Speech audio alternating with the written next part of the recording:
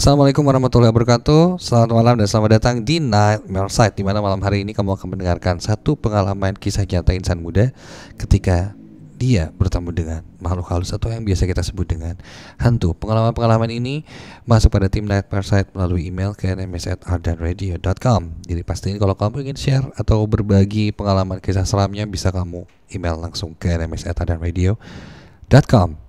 Gak cuma itu, setiap Senin sampai Jumat Nightmare Side di Ardan Radio jam 8 malam pasti punya tayangan-tayangan yang spesial buat kamu pecinta horor. Mulai dari cerita-cerita seram, ada Spooky for Nightmare Side di mana kita interaksi langsung telepon, dan juga ada Nightmare Side Testi Misteri atau bahkan penelusuran atau ekspedisi atau doku misteri yang ada di setiap malam Jumatnya. Jadi pastiin kamu subscribe YouTube channel Ardan Radio, nyalakan lonceng notifikasinya, share, likes, dan komen jika kamu suka video ini. Dan satu lagi, ingat, jangan pernah dengerin Nightmare Side ini sendirian. Jika boleh jujur, sebenarnya sudah cukup lama aku menyimpan cerita ini dan tidak pernah membagikannya pada siapapun. Begitu pula orang-orang di dekatku. Namun malam ini mungkin jadi malam yang tepat untuk aku membagikan ini semua. Pengalaman seram yang pernah aku alami beberapa tahun ke belakang. Kepada tim Nightmare Side Ardan Radio. Namaku Nisa. Awal mula cerita ini berawal ketika orang tuaku membeli tempat tinggal baru yang terletak di pemukiman warga di daerah bagian timur kota Bandung. Awal kepindahan, kami langsung disambut oleh Pak RT yang ada di sana dan beberapa tetangga dekat rumah.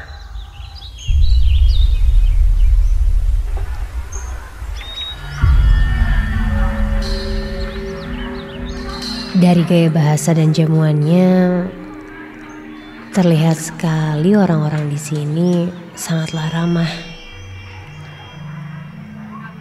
Dan kami pun diajak untuk berkeliling di daerah sini, sambil diperkenalkan kepada tetangga yang lain. Lokasi rumah baruku ini sangat berdekatan dengan alam. Dipenuhi dengan pepohonan yang besar dan rindang.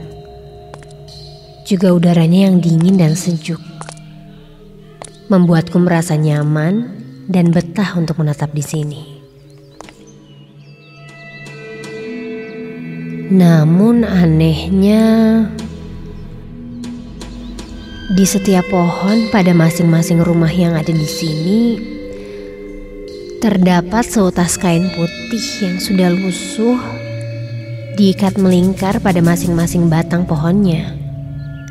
Begitu juga dengan pohon mangga yang ada di depan rumahku.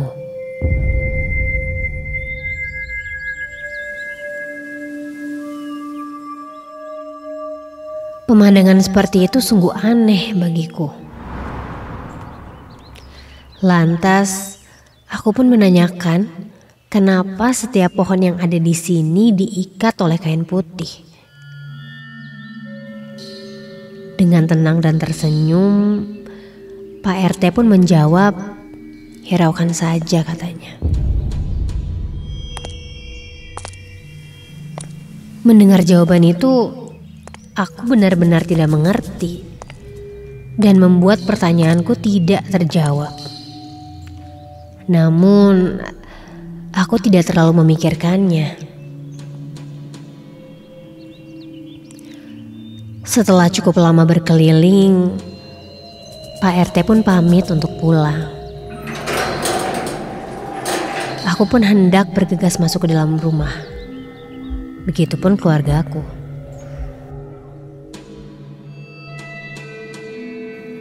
Namun ketika aku melewati pohon mangga yang ada di depan rumahku ini, entah kenapa aku tiba-tiba terdiam dan terpukau memandangi pohon itu. Aku menatapnya dengan sangat serius. Mulai dari ranting, dedaunan yang cukup lebat, juga beberapa buah mangga yang masih belum matang.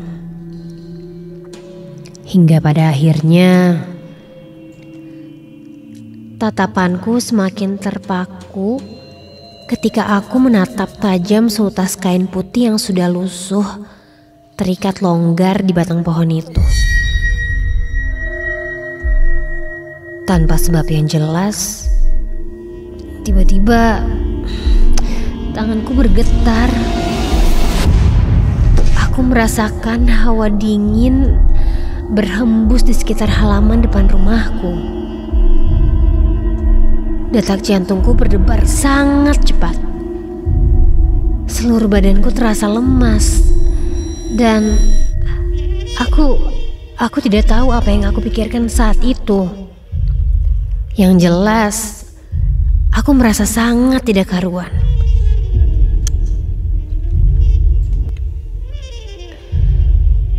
Tak lama setelah itu, seketika semuanya terbuyarkan oleh teriakan ibuku yang tiba-tiba menyuruhku segera masuk ke dalam rumah karena ternyata waktu sudah hampir maghrib.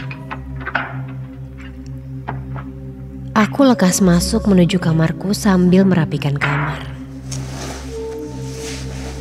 Tak lama dari itu, aku teringat dengan salah satu temanku, Nadia, yang rumahnya tak jauh dari sini. Aku mencoba mengabarinya dengan mengirimkan pesan padanya dan menanyakan dia ada di mana. Siapa tahu dia sedang gabut dan mau mampir ke rumah baruku ini. Sampai tak butuh waktu lama, temanku pun membalas pesanku itu. Dan dia malah tertarik untuk menginap di rumahku. Kebetulan dia sedang gabut katanya. Aku pun langsung mengirimkan lokasi alamat tempat tinggal baruku ini padanya.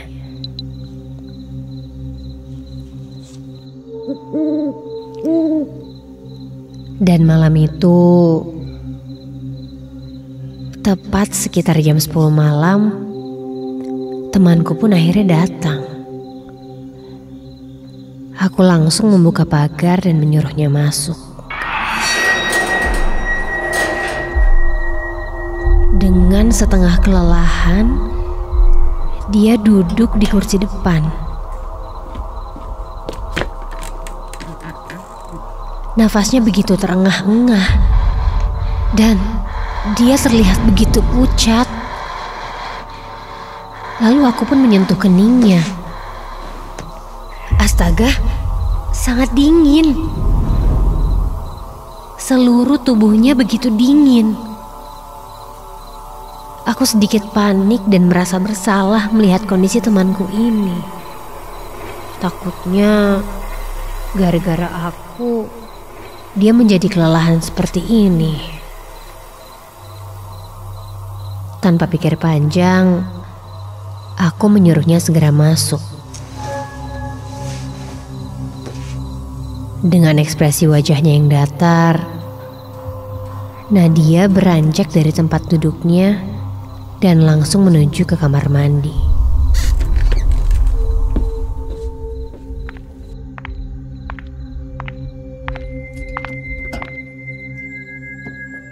Aku sedikit bertanya-tanya, apa yang sebenarnya terjadi padanya? Aku pun semakin penasaran. Saat aku bertanya pada Nadia apa yang terjadi, sambil berjalan menuju kamar mandi, ia menjawab dengan nada kesal bahwa ia baru saja tersandung oleh kain putih yang terikat di pohon mangga depan rumah.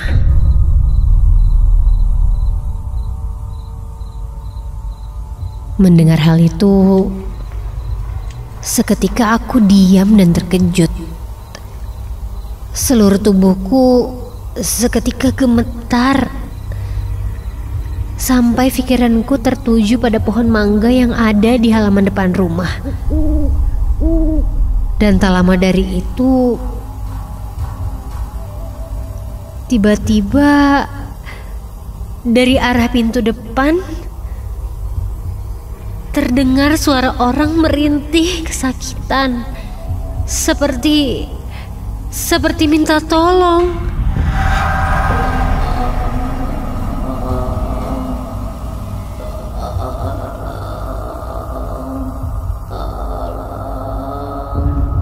Suaranya begitu jelas terdengar di telingaku. Penasaran, refleks aku pun seperti terpanggil dan aku langsung menuju ke depan rumah.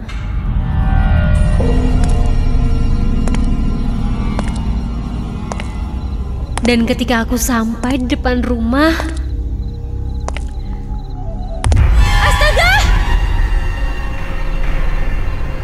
Seketika jantungku berdetak begitu kencang. Dan rasanya sulit bagiku untuk mengeluarkan suara. Karena tepat di hadapanku, kini aku melihat sosok tubuh seseorang perempuan. Seperti tergantung di pohon itu. Sekujur tubuhnya yang memberontak dipenuhi bercak-bercak darah. Wajahnya sangat pucat dan matanya menatap tajam padaku sambil merintih kesakitan, sambil meminta tolong.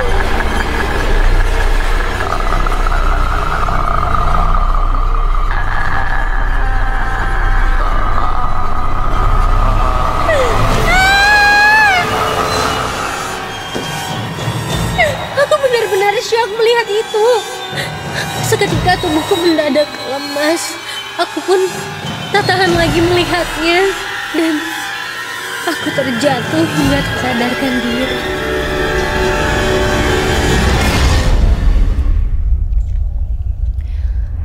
Ketika terbangun, aku sudah terbaring di sofa ruang tamu.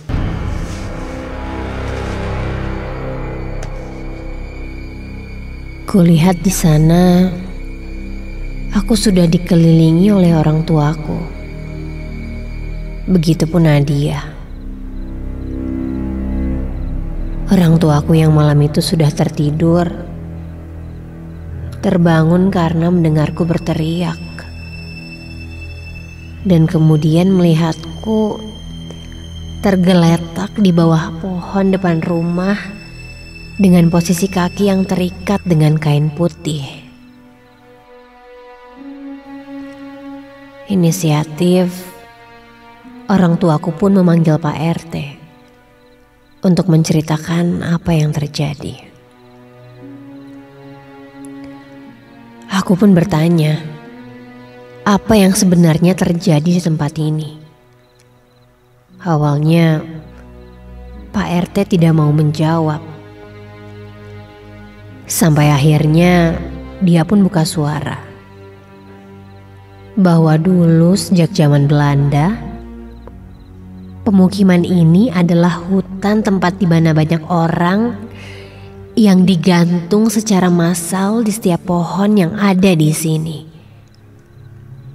Oleh karena itu, setiap pohon yang ada di pemukiman tersebut diikat seutas kain putih yang sebelumnya sudah diberi doa oleh para sesepuh pemukiman tersebut.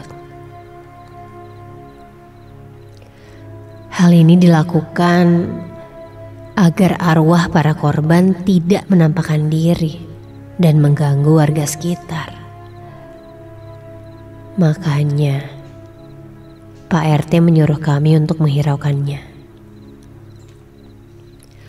Namun, mungkin karena malam itu temanku Nadia tak sengaja membuat kain itu terjatuh. Sosok penghuni yang ada di sana pun sepertinya merasa terganggu. Sampai akhirnya menampakkan wujudnya.